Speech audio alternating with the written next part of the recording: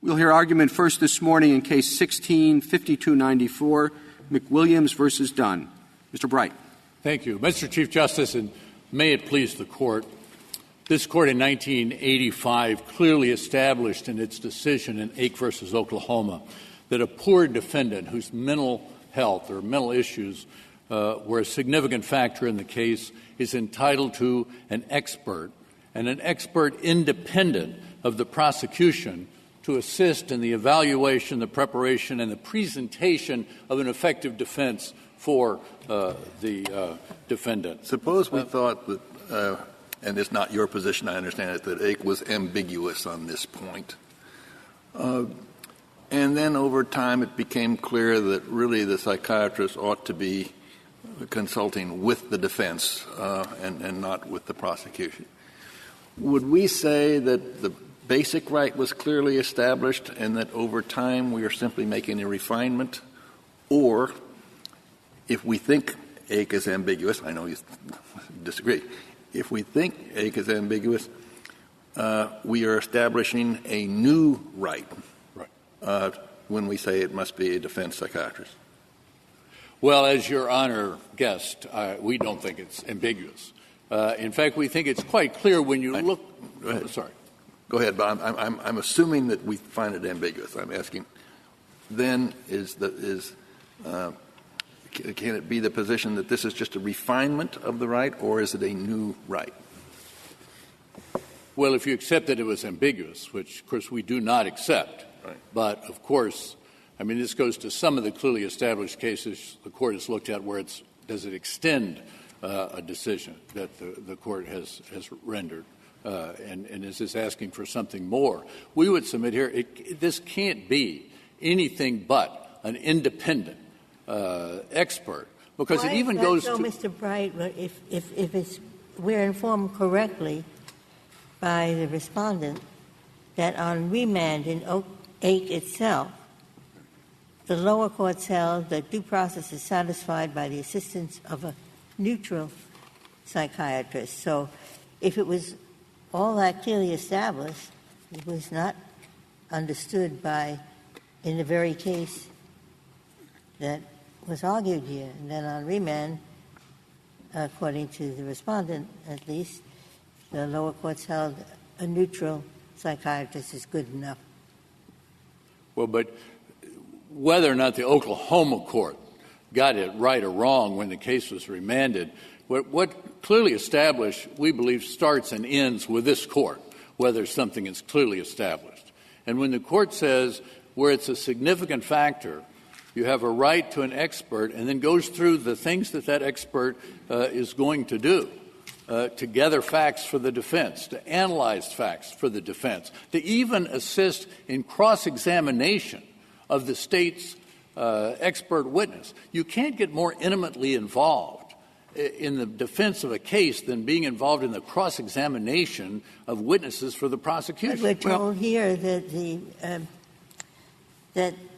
the prosecution didn't have a partisan expert either, that there was everyone who was appointed was a neutral expert serving the court, the prosecution, and the defendant. So I think the red brief suggests you're asking for something that the prosecution didn't have an independent expert. Well, in our case, it was very much like Ake. I mean, there were mental health experts who testified, but all of them were state experts. What do you mean by state experts? Provided by the state or working for the prosecution? No, they all worked for the state hospital.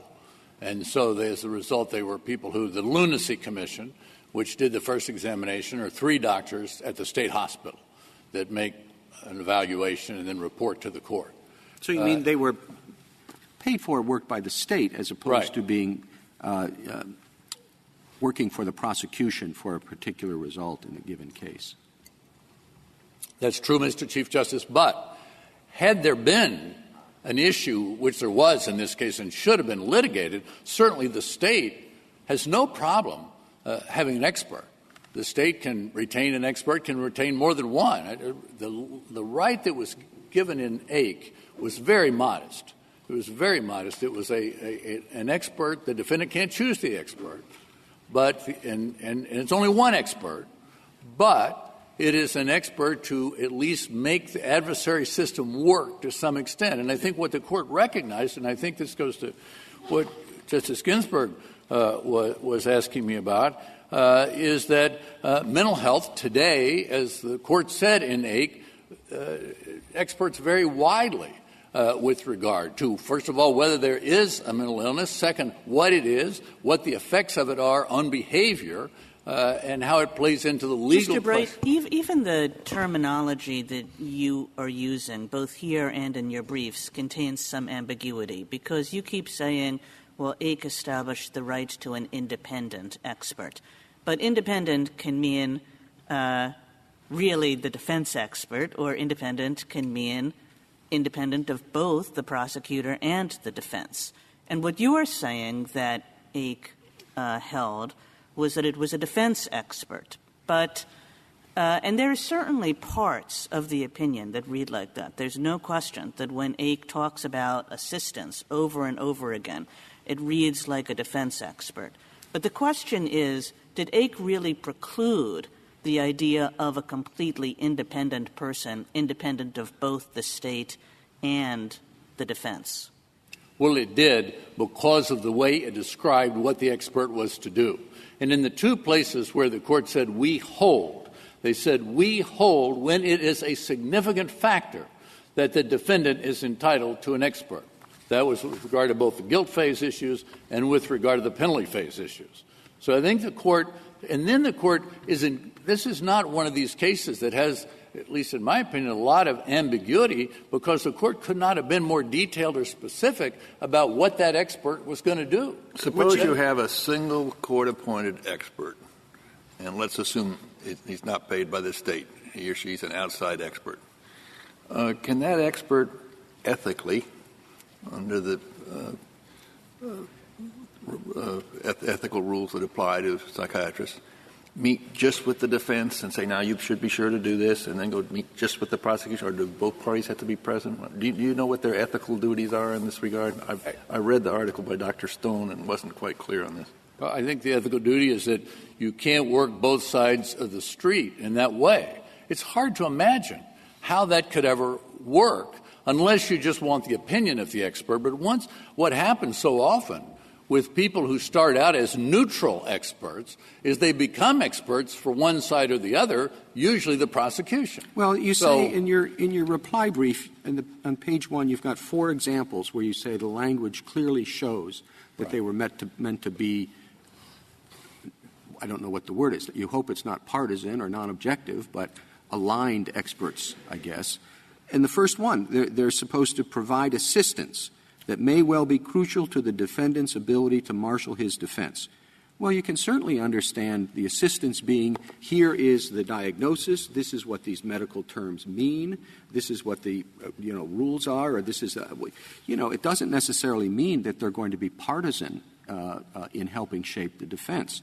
The other one, another one of the 4 you say is they're needed to translate a medical diagnosis into language that will assist the trier of fact. Well, that doesn't entail partisanship of any kind. It's simply sort of a medical instruction. This particular term means this, and then the lawyer can go off and develop her defense. But I don't think you can take each one in isolation. You have to look at all the things that the Court talked about. It talked about this person gathering information, organizing information, meeting with the defense about how this can be used in the defense of the case, choosing among viable defenses. It even talks about the person, as I said, talking to the lawyers about how do you cross-examine the prosecution's expert. Mr. Bright, that is the essence of this. I know that there is a lot of talk about independent, neutral defense expert, but really what's at issue is what kind of aid a defendant is entitled to mount a viable defense, correct? Correct. And so once there is evidence, and here there was evidence at the last moment, that, in fact, as the prior experts had testified, that certain tests should be taken, that certain signs of organic brain injury were present. Once that was confirmed, what the expert was saying to the court is, now I need help. Right. Because this expert this court-appointed expert is telling us that all these things really are irrelevant to my defense, but I have a viable claim that organic brain injury exists and that it might have an effect and provide me with a defense. So I need assistance in determining that, correct? Exactly. In what other area do we permit the state or a court to not fund an expert once there is viable evidence of a potential defense? I don't know of any. You mean with regard to mental health?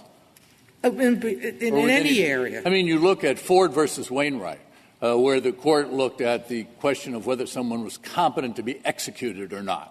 And the court found that for the process to work, you couldn't have what Florida had, which was just accept information from the state's doctors and not accept information from the defendant's doctors. And, of course, this court found in Panetti versus Quarterman that was a clearly established rule. What was in Justice Powell's concurring opinion was a clearly established rule about the procedures that were to be involved with regard to whether or not a person is competent to be executed. Now, I'm not sure that you've answered Justice Kennedy's question. He started with the observation that there is an argument. We know you don't accept it. You don't have to keep saying that Ake was ambiguous. If it was, what happens to your case? How do you win? How do you get to the point that this was sufficiently clearly established at the time of this case so that it was an unreasonable application of law by the court below? I think to prevail under 2254D, we have to show that there was a violation of a clearly established, of a federal rule, a constitutional rule that was clearly established by a decision of this court. So I think that's what we have to show, and Ake is what we have to show for that. And I want to say this before you move on to that, you say it's clear. The Lefebvre treatise on criminal law, which I think is, if not the most cited treatise in this court, certainly one of them, this is a quote. Ake appears to have been written so as to be deliberately ambiguous on this point, thus leaving the issue open for future consideration. So your position has to be that the Lefebvre treatise is wrong. It wasn't ambiguous at all, but deliberately ambiguous. Greatest respect for Professor Lefebvre, but just like lower courts, professors make mistakes too. Well, they do, but your position has to be that Lefebvre made a mistake, the Fifth Circuit made a mistake, 8 state courts, final state courts made mistakes. On remand in Ake, it was a mistake. All of those things, I'm not saying whether you're right or wrong on the merits, but that body of authority that takes a different position would seem to me to establish that the question was ambiguous, at least coming out of Ake, as opposed to clearly established. Well, I think whether a proposition is clearly established begins and ends with this court. I think the ultimate question of whether it was clearly established, yes, this has been 30 years since Ake was decided. So, of course, there are going to be, lawyers and judges being what they are, there are going to be differences. But I would point out the weight of the authority is certainly on our side. Mr. in terms of the court's finding it. I'm sorry. As I understand your position, and you'll correct me if I'm wrong, you seem to be arguing that what the defendant is entitled to is an expert who will function more or less like the kind of expert who would be retained by the defense if the defense were simply given funds to hire an expert. Am I right in thinking that? Well, that's not what the case holds. In terms of what this expert would do, you want an expert who would function more or less like that. Well, the prosecution can hire as many experts as it wants. Right. It can choose experts that will come out the way it wants. If you're in Texas and you want to prove future dangerousness, there's doctors that will testify every single time they get a chance that the defendant is a future danger. So you can hire that kind of partisan expert. Yeah, well, that's but what I'm getting at. I don't see how an expert who is chosen by the court and paid by the court can ever function in anything like that capacity for a defendant. And one thing that is perfectly clear from the opinion in Ake is that the court would pick the expert, and it's one that the court will pick one expert, and that's it. The defense has to live with it. And I just, if you could explain how that kind of an expert can ever function like an expert retained by the defense. Well, it's no different than a court-appointed lawyer. No, it is different from a lawyer, because a lawyer doesn't have to believe in the client's innocence. A lawyer has a professional duty within the bounds of professional responsibility to do everything that can be done to advance the interests of the client. But an expert who's going to write a report and is going to testify, presumably, if the person acts in good faith, is going to give an honest opinion. Yes. Am I wrong? Right. So what would you say to this court-appointed? You get one expert, it's appointed. What do you say to this expert? Now, I don't really want you to give your neutral opinion. I want you to give your most defense-friendly opinion on this. No, but I think what the court could have gone further. But, Mr. Bright, why is that wrong? What? Why is it wrong to ask an expert that's been provided to the defense to do that? Well, I think to say, I have to defend this man. Give me my best argument. I think that's what lawyers do, and I think not that, lawyers, experts. Yeah, and experts. I think we ask the expert to look at whatever information the expert has gathered, look at the defendant, examine the defendant, all of those sorts of things. And, of course, you're looking for, hopefully, a favorable opinion, but that's not always going to be the case. Well, no, I understand. That really wasn't my question. Of course you could ask the expert, give me whatever is most favorable. Give me advice that is most favorable to my client. But when it comes down to giving an opinion about whether the individual is sane or something that's relevant to mitigation, I don't see how you can ask the expert to do anything other than to give the expert's honest professional opinion. So I'm having difficulty seeing how an expert who is appointed by the court, you get one, could ever function that way. And I read the oral argument transcript in this case, and there are several places in the oral argument transcript where the court and the attorney for Ake equates an expert who is appointed by the court with a neutral expert. And that seems to be what that kind of an expert would be, a neutral expert, not an expert who is really part of the defense team. But the expert described in the Ake opinion, Justice Alito, is someone who's a part of the defense team.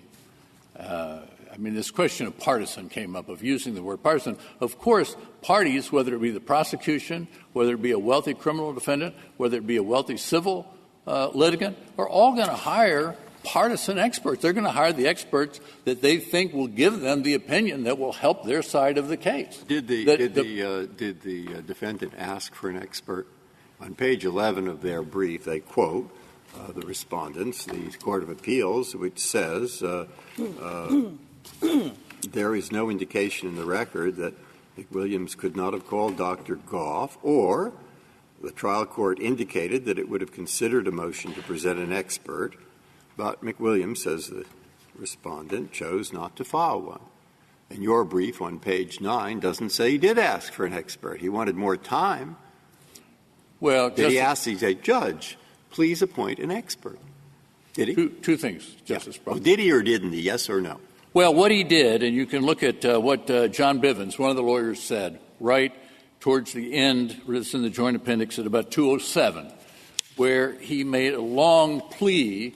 You can almost see him on bended knee reading this, in which he said, we've received these records, which show he's on psychotropic drugs. We received this report. We don't know what these terms mean or what it's about. We cannot determine for ourselves what we have here. And I point out, these lawyers were really sandbagged. And then he ends up by saying that is why we renew the motion for a continuance. For an expert. Does it say that? Where does it say that? I just well, didn't see where he said. If you read all the way through, all the motions for continuance, I mean, half the pages. Did he ask the judge to appoint? He didn't come right out and say. No, the answer is no, then. Is that right? Well, no, I don't think that's true. Okay. Because I think everybody knew what exactly was going on when he kept saying, I need an expert and I need Did he ever, continuance. okay, where somewhere else does it become apparent that he wants the state to appoint an expert? Where? I just want to know where. Well, he says over and over, we can't do this without an expert. Yeah, but maybe he already has some. Maybe he already has an expert. They did have someone advising them. Well, when the case goes up on appeal to the Court of Criminal Appeals, both the state of Alabama and the defendant brief it on the merits of the Ake claim. The state argues he got everything he's entitled to under Ake, a neutral expert. He's not entitled to any more. The argument on behalf of Mr. McWilliams was that he was entitled to an independent expert. And the Court of Criminal Appeals, when it decided the case, said all he was entitled to was the expert that he had, or no expert at all, but would have these state experts examine him. So that issue is crisply and clearly presented there. It's presented in the district court. It's presented in the Court of Appeals. And every court has looked at this on the question of whether he was entitled to an independent expert or not.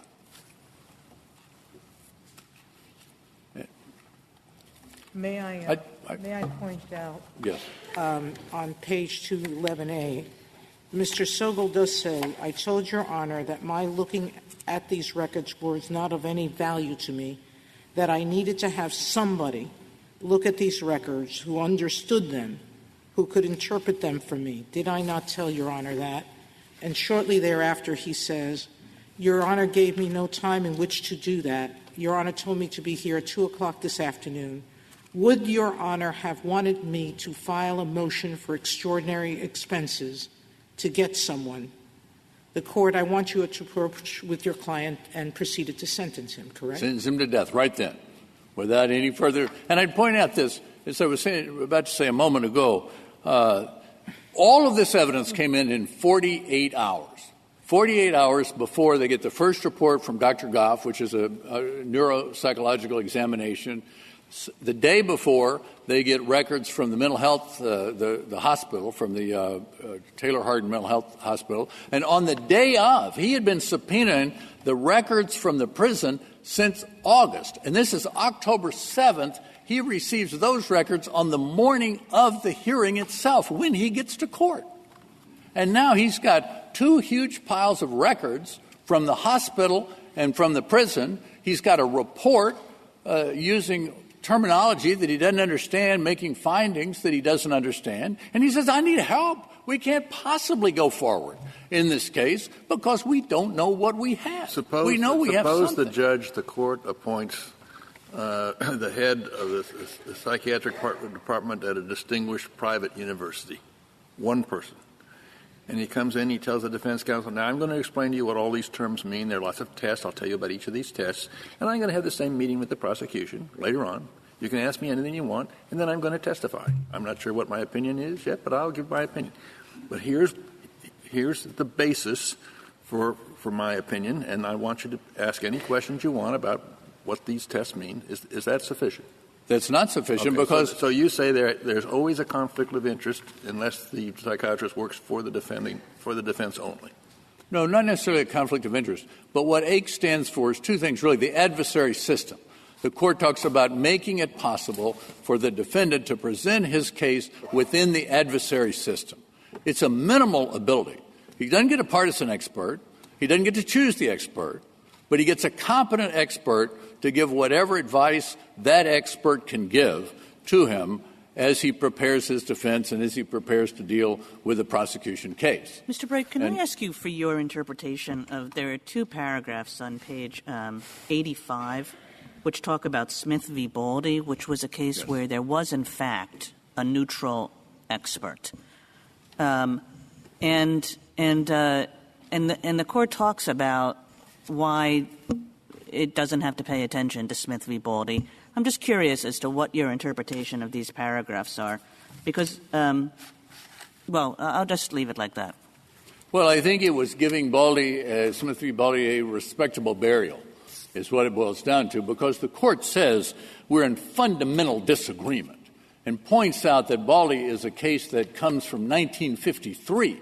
At the time that case was decided, there wasn't even a right to counsel for defendants. So the court says this is of another time and other variables, and therefore it's not keep us from taking on this issue. But counsel, if we could just follow up on that, doesn't it imply that a neutral expert would be permissible?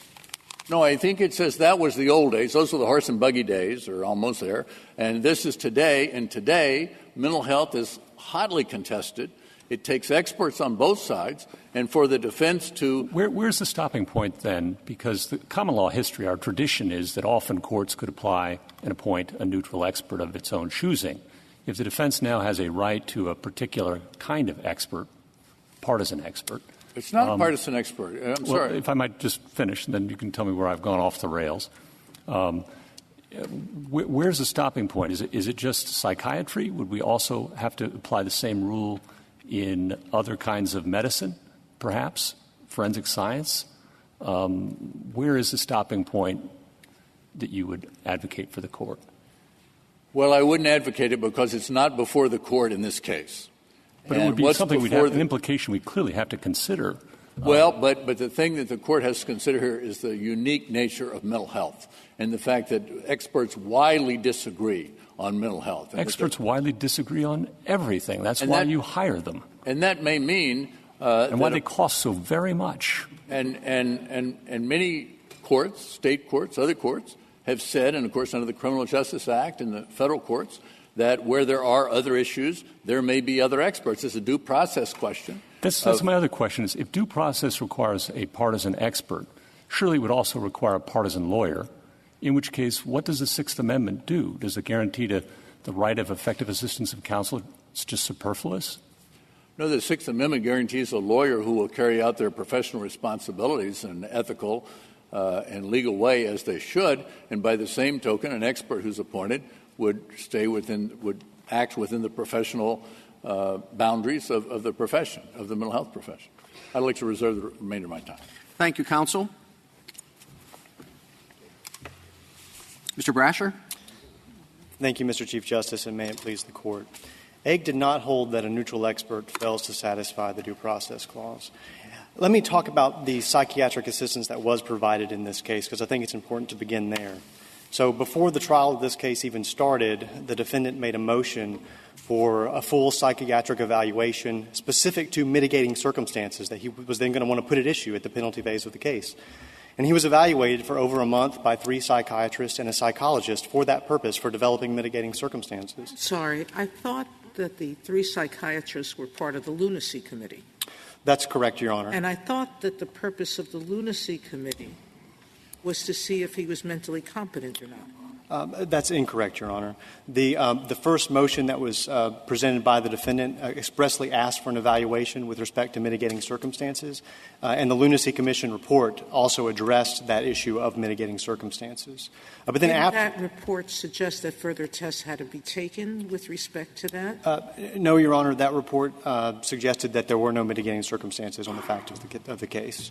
Then after the penalty phase, the defendant asked for more psychiatric assistance. They filed a motion for full neuropsychological evaluation, including a specific series of psychological tests.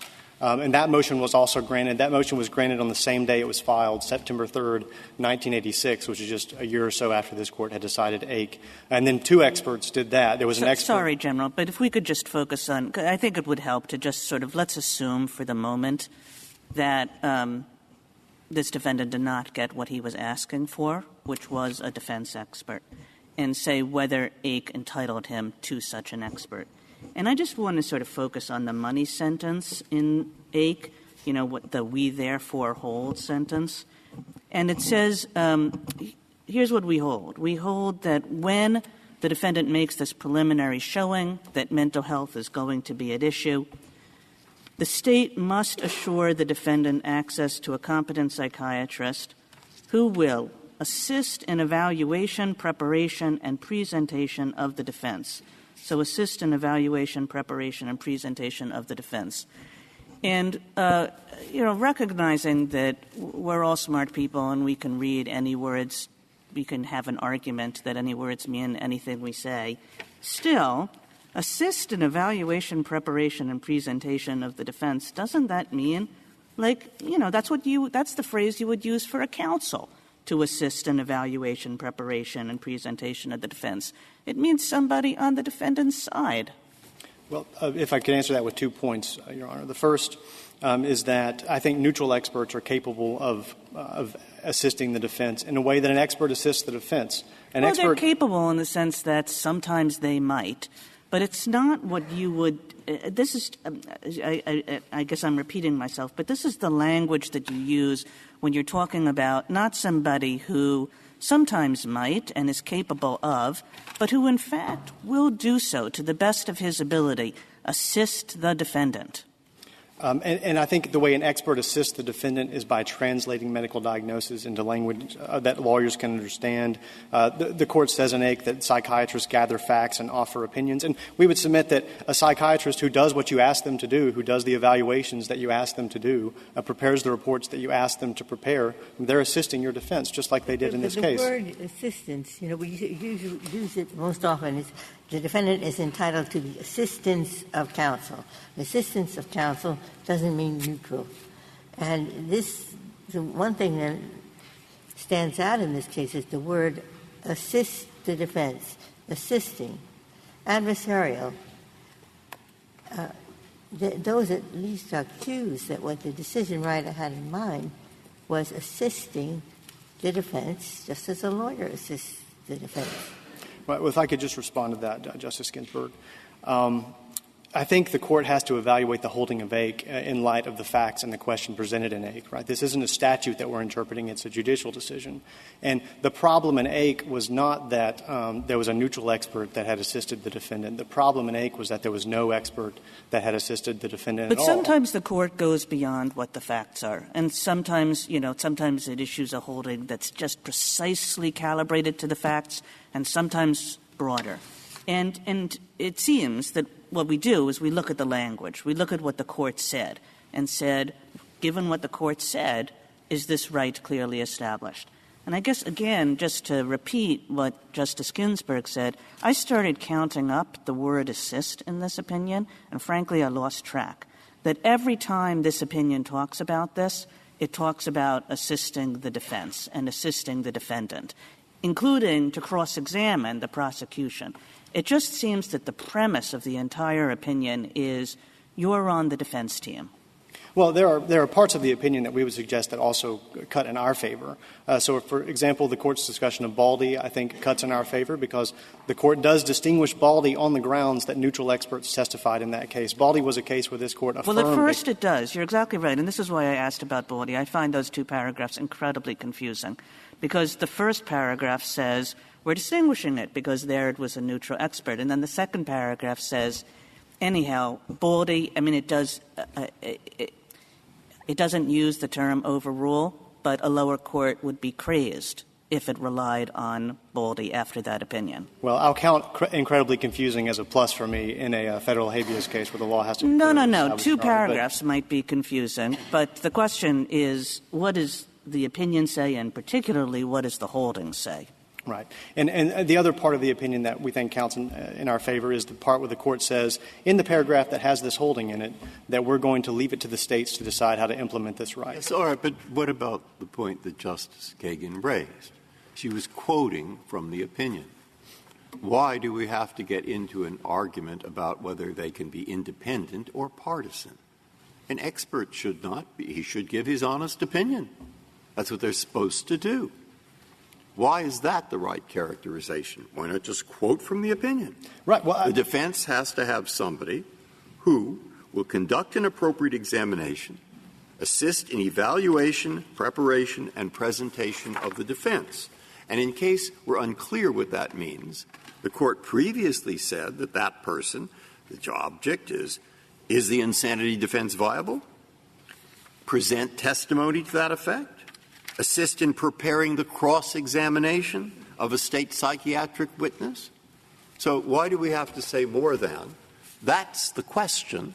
And here it seems to me that this defendant certainly did not get that help. Well, they came in, they presented a report. I've read pages from the report, and that report was apparently controversial. And did the defendant have someone to do cross-examination, help him with that, help him understand the report, et cetera? And that's the end of the case. Right. So if I could just address that, Justice Breyer. So just with respect to the timing, the defendant asked for this report, asked for a full neuropsychological evaluation, and the court granted the motion. And the defendant asked for that report to be provided to the court before the judicial sentencing, and that's when the report was provided. So what? So what? I'm sorry, I'm not being facetious. I mean, literally, I don't know the answer to that. So what? Did he have a person who could look at the report, help him cross-examine, help him understand? Now, who was that person? Well, I didn't see one here. My point, Your Honor, is that that person who prepared the report was his expert. It was exactly what he – Mr. Goff, exactly. He didn't seem to be his expert. He seemed to be a member of the State Lunacy Commission. I don't think he consulted. Did he consult with the defense attorney before? Did he explain to the defense attorney, et cetera, et cetera? Just to be clear, he was not a member of the Lunacy Commission. Oh, all right. He was he was the head of psychology at a mental hospital, and Dr. Goff also routinely testifies for criminal I'm certain defendants he in was cases. a fine doctor. My question is, did he assist the defense in the cross-examination? Did he assist of himself? I doubt it. Did he assist in the preparation, those four things that were listed? Did he or did he not? There was no cross-examination. He was the defense. And why expert. was there no cross-examination? Because he was the defense expert. I mean, because he was a defense expert. Right. Well, you usually meet with your expert and go over the testimony with care. Did that happen here, or could that happen here? I would suggest that. And if he had met with the prosecution, would that have been a violation of his ethical obligations? Dr. Goff comes into the case because the defendant files a motion for full neuropsychological testing after the penalty phase of trial. He wants to get those results to provide to the court. I mean, we submit that in Ake, this court said that the defendant has the right to get a psychiatrist to assist him to put his mental health at issue, and here the defendant wanted to put his mental health at issue for mitigating circumstances. Could he be consulted by either or both sides privately to prepare the exam? I don't think that there was anything prohibiting the prosecution from talking to Dr. Goff. Would you object to the following disposition of the case? That we say the issue is not partisan versus independent. The issue is whether the defense had assistance from a psychiatrist in the evaluation, preparation, and presentation of the defense, including cross-examination of hostile or state psychiatric witnesses. That's what Ake provides. That's clear. And what we want you to do, Court of Appeals, is decide whether that was so. I think that I would suggest that the right way to look would at you that agree issue, with that, or you're not? Well, I agree with it, except for this one caveat. You do agree with it? Except for this one caveat, which is that this is a federal habeas case. So the question would be whether the state courts unreasonably applied the holding from Ake. If they did not give him psychiatric assistance and pay for it, a psychiatrist who would have done those four things that I just mentioned, then they did violate clearly established law, because that's what Ake says. But my point, right? though, Your Honor, is that the question under federal habeas law is whether the state court unreasonably applied the law. That was the second question presented in the cert petition from Mr. Mr. Brasher, I thought the question on which we granted cert was whether somebody with the status of Dr. Goff, whether it was clearly established that somebody with the status of Dr. Goff did not satisfy Ake, not whether Dr. Goff, given his status, did the things that he was supposed to do under Ake. That's exactly right, Justice Alito. And my point was that that was the second question presented in the cert petition. Justice Breyer's question was the second question that the Court didn't grant cert on. To talk about the question that the Court did grant cert on, I do think it's important that this issue wasn't presented in AIC because this is a federal habeas case, and this is the first time that anyone representing a state or the federal government has been able to stand here and argue that a neutral expert actually does satisfy the Due Process Clause. And we would submit that the way federal habeas is supposed to work in this area is that the states sort of get a first shot at the Supreme Court to argue our position. Is there any jurisdiction that holds that today, that all that AIC requires is a neutral expert? I thought by now every jurisdiction recognizes that AIC requires an expert who will be essentially part of the defense team. Well, this issue really has been mooted over the last 30-some-odd years because of statutory changes. So there are jurisdictions that have reversed their previous cases, including Alabama. Am I right that in 2005 the Alabama Court of Criminal Appeals said AIC made it clear that an indigent defendant is entitled to an independent expert devoted to assisting his defense, not one providing the same information or advice to the court and prosecution? That's correct. But what we would submit is what these lower courts are doing is they're extending this Court's precedent to address this question. And we don't have to really address this here because this is not a direct appeal case. The question in this case is not whether AIC should be extended to say that a neutral expert doesn't satisfy the Due Process Clause. The question in this case is whether AIC held that. And we would submit that AIC says nothing about independent. Well, if AIC says that you have a right to meaningful assistance from a psychiatrist, you the defense, and then over time it becomes clear to us that that psychiatrist must be must be retained for the benefit of the defense only, is that a new clearly established holding, or is it simply a refinement of a clearly established right that was set forth in AIC? The Petitioner's Counsel didn't seem to want to embrace that. This was gave us the impression that if it's ambiguous, he loses. But I'm not sure that's the case. Well, I think the reason my friend didn't want to embrace that is because when you use the word refinement, I think what you're suggesting, Justice Kennedy, is extension. And this Court has said that you can't extend a precedent in the context of federal habeas. And that really is what my friend is suggesting, is that this Court should extend the actual holding of AIC to embrace this new right that says that a neutral expert is insufficient. What was the case where we said that? I think you're right. The Court said that in White v. Woodall. The Court said that.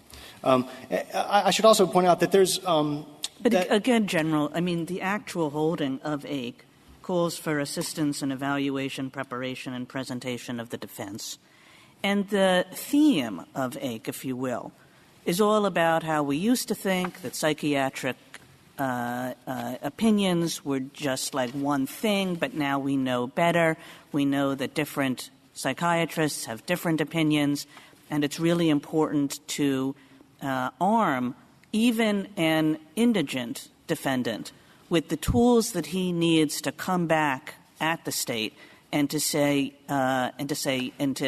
establish what he wants to establish about his mental health. I mean, that's really the theme of the opinion, that you have to give the indigent defendant, just as you give the wealthier defendant, the tools that they need to establish what they want to establish about mental health. And then that's consistent with the with these words that are repeated in the holding and elsewhere. Well, to go to the issue of wealthy and indigents, this Court did say in a footnote that it was reserving that question. It was not talking about the Equal Protection Clause. No. And it's not talking about parity. All it's saying is that we recognize that the state is going to have experts. We recognize that if you had money, you would have experts. We recognize that mental health is one of those things that people can have different opinions about and that people would really like to have experts. Right. And we're going to give this indigent person a single one who will be able to assist him in these ways, in evaluating, preparing, and presenting the defense. And our point, Justice Kagan, is just that this question presented in this case, which is about whether a neutral expert can satisfy that, was not at issue in Aiken. It seemed in the defense. Well, here. What about this? Is you saying this? The defendant should be entitled to one competent opinion from a psychiatrist who acts independently of the prosecutor's office. That's, I think, what you're arguing. Well, I mean, this is a trick question. Because, of course, I'm quoting from the dissent. Okay. And what the dissent says is that is precisely what the court doesn't hold. And I wish they would. I've written dissents like that, too. We all have. But if it's a dissent and you say that isn't what the court holds, that's at least some evidence that that wasn't what the court held. Well, Justice Rehnquist, former Justice Rehnquist in that case, dissented for three reasons, really, on this issue. The facts was most of his dissent. He said that this is a situation where no expert assistance was required at all.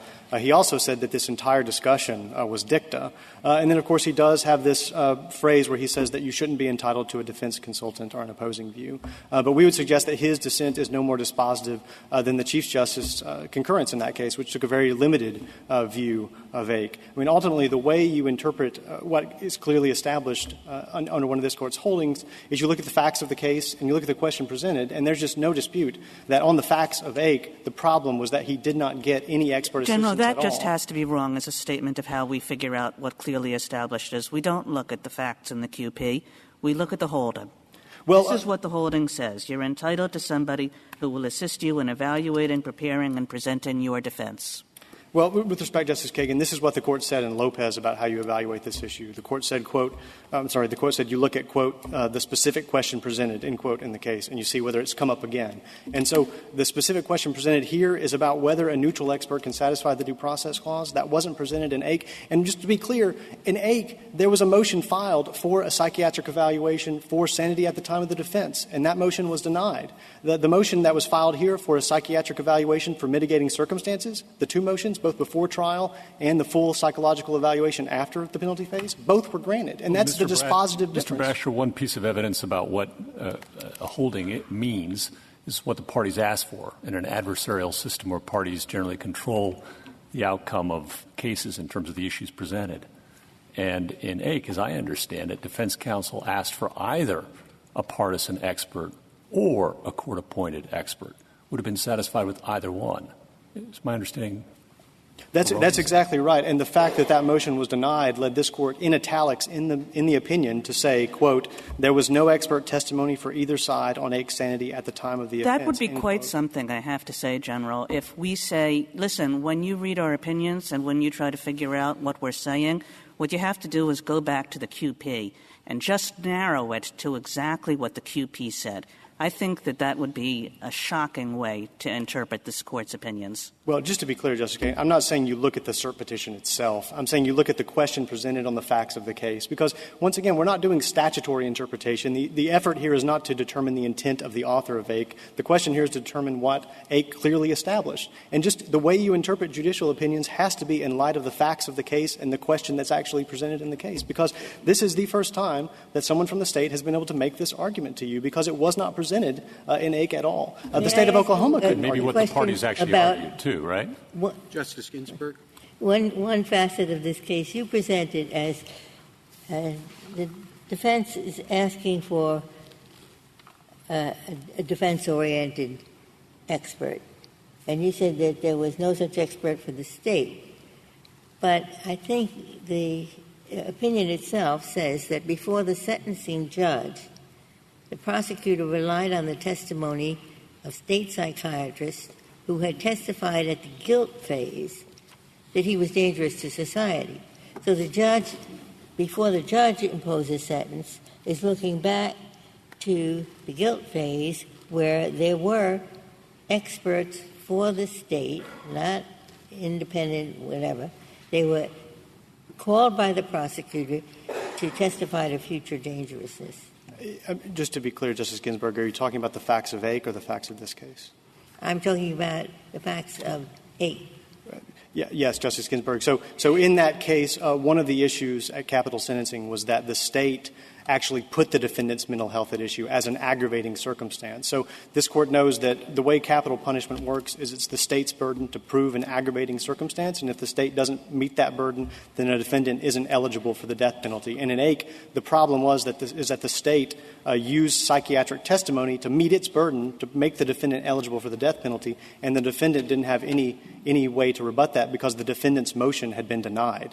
Here, once again, the defendant was trying to put his mental health at issue. He was trying to raise it as a mitigating circumstance. There is no issue of future dangerousness in this case because the aggravating circumstances that made Mr. McWilliams eligible for the death penalty. I'm not asking about that particular issue, but I thought that the sentencing judge, now after the guilt phase, is looking to the testimony that was given at the guilt phase by experts who were prosecution experts, not neutral experts. And I'm so sorry. Is that in A? Is your question about AICs? Yes, this is all in A. Yes. So they were not prosecution experts. They were experts that had evaluated the defendant for competency to stand trial.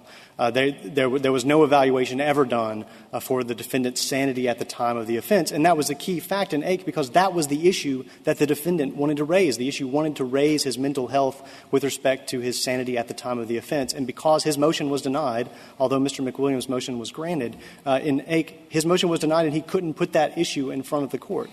Here, the motion was granted, so he was allowed to put that issue in front of the court. He had a full neuropsychological evaluation, and the judge at sentencing looked at that report as part of his evaluation. I just want to mention one thing that goes back to the timing issue, which is this argument from my friend that there was some kind of sandbagging with respect to these records from the Department of Health. The only thing that he's ever suggested was relevant in those records was the specific prescriptions that Mr. McWilliams was getting at the Department of Corrections. But the lawyer for Mr. McWilliams knew about those drugs well in advance of this hearing. If you look at page 269 of the trial transcript, well in advance of trial, counsel for Mr. McWilliams talks about the drugs that his client is getting. Actually, if you look at the joint appendix on page 191A, you'll see that the lawyer for Mr. McWilliams actually shows up to the judicial sentencing with articles about the specific drugs that his client is being prescribed. So he knew about this well in advance of the hearing. And another way to evaluate this issue is that on post-conviction review, 20 some odd years after this conviction was done, Mr. McWilliams got to hire a partisan expert. He got to search the country for the best partisan expert, and he hired Dr. Woods, an expert from California. And his analysis of this was just that Mr. McWilliams was bipolar. He didn't draw anything significant out of those records that would lead to a change in the ultimate outcome here. I mean, ultimately, this case has been pending for over 30 years. And part of the reason why Congress said that under federal habeas we're going to require clearly established law at the time of the state court's decision is because we're supposed to look at this not through 2017 eyes. We're supposed to look at this through the eyes of the state court that had to evaluate this issue in 1991. And that, we submit, is why the fact that all these lower courts were saying that neutral experts could satisfy the due process clause is important. Because it's true that there have been a lot of lower courts, a lot of smart judges have read AIC and they found it ambiguous. And I wonder if this may have been what went on in their minds.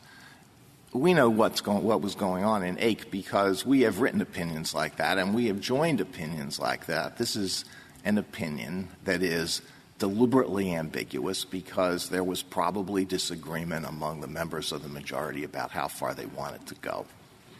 Do you think that's a reasonable hypothesis? I think that's a very reasonable hypothesis. And I think one way that hypothesis has some merit is that when this precise issue about neutral expert versus partisan experts came back up to this court in Granville where it was directly presented, this court didn't grant cert, and instead Justice Marshall was writing a dissent from the denial of cert. I see that my light is on. Unless the court has any further questions, I'll just wrap up and say that this case has been going on for over 30 years. This federal habeas case has actually been pending for over about 14 years now, and we would respectfully request that the court affirm the Court of Appeals. Thank you. Thank you, counsel. 3 minutes, Mr. Bright. Thank you very much, Mr. Chief Justice. I think with regard to this question about extension, I think what really has happened here is refinement. That AIC was decided 1985. It's 30 years ago. There's been some refinement of it. As was pointed out, almost everybody today, this is just not a controversial issue. And I think because of AIC, you now have, as the amicus brief for the public defender showed, almost in every state that either that's done in-house in a public defender office so you don't even go before a judge and ask for an expert. You just go and get it from your boss, and there's a budget and the public defender budget for it. That other places they've done it other ways, but that most people, including, as Justice Ginsburg pointed out, the state of Alabama courts have come around to the view, and in Morris versus State, the Alabama court said it is clear that this must be an expert independent of the prosecution. DeFreeze case, DeFreeze versus State, the Texas Court of Criminal Appeals, regardless of what Granville held, said this can't be right what Granville held. This, in order for this to work in the adversary system. And I think that's what we come back to at the end on this case, is the proper working of the adversary system. And this certainly doesn't put the defense in an equal position with the prosecutor, not by a long shot, but it at least gives the defense a shot, at least gives them one competent mental health expert that they can talk to, understand what the issues are, present them as best they can. And one of the things it said is that that expert may very well testify for the defense. So we're talking about everything from gathering information to organizing it to preparing or deciding on the defense to be used in the case to coaching or advising the lawyer about cross-examination to actually testifying. This is like with Strickland versus Washington. And the statement that was made there, and this court in two cases, in Wiggins versus Smith and Williams versus Taylor, looked at the rule, that is, that there had to be an investigation that was clearly established in Strickland, and then applied it to the lack of investigation, different kind of investigations for different things in Smith and in Williams versus Taylor. If you prevail, it would be a new sentencing hearing, right? Yes. Because guilt is over. Yes, that's true. Otherwise, if there are no questions, I'd ask the court to reverse. Thank you. Thank you, counsel. Case is submitted.